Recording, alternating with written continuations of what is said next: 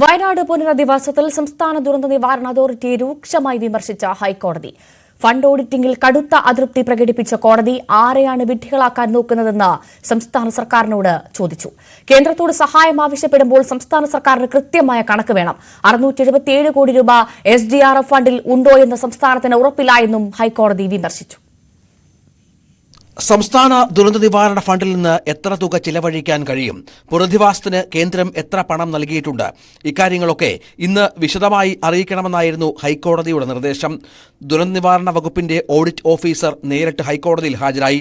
പക്ഷേ കൃത്യമായ കണക്കുകൾ ഹാജരാക്കാൻ കഴിയാത്തതാണ് കോടതിയുടെ വിമർശനത്തിന് ഇടയാക്കിയത്. SDRFിൽ നീക്കിയിരിപ്പുള്ള 677 കോടി രൂപയുടെ കാര്യത്തിൽ വ്യക്തതയില്ല. തുക പാസ്ബുക്കിലുണ്ടാകും, ബാങ്ക് അക്കൗണ്ടിലുണ്ടോ എന്ന് സർക്കാരിന് അറിയില്ല എന്ന് ഹൈക്കോടതി ചോദിച്ചു. അടിയന്തര ആവശ്യത്തിന് ഇതിൽ എത്ര രൂപ ചെലവഴിക്കാനാകുമെന്ന ഹൈക്കോടതിയുടെ ചോദ്യത്തിനും മറുപടി അവ്യക്തം. ഫണ്ടിൽ വ്യക്തത വരുത്താൻ 2 ദിവസം സാവകാശം വേണമെന്ന് സർക്കാർ അഭ്യർത്ഥിച്ചു. പുനരധിവാസത്തിന് 677 കോടി രൂപ മതിയായതല്ലെന്ന് ബോധ്യമുണ്ടെന്നും ഹൈക്കോടതി നിരീക്ഷിച്ചു. SDRF ഫണ്ടിൽ വ്യക്തത വരുത്താൻ വ്യാഴാഴ്ച വരെ സാവകാശം അനുവദിച്ചു. വയനാടിനു വേണ്ടി സംസ്ഥാന സർക്കാർ എത്ര തുക ചെലവഴിച്ചു എന്നതും കൃത്യമല്ലെന്ന് പറഞ്ഞ കോടതി കേന്ദ്രത്തെ കുറ്റപ്പെടുത്തുന്നത് അവസാനിപ്പിക്കുമെന്നും സംസ്ഥാനത്തോട് ആവശ്യപ്പെട്ടു.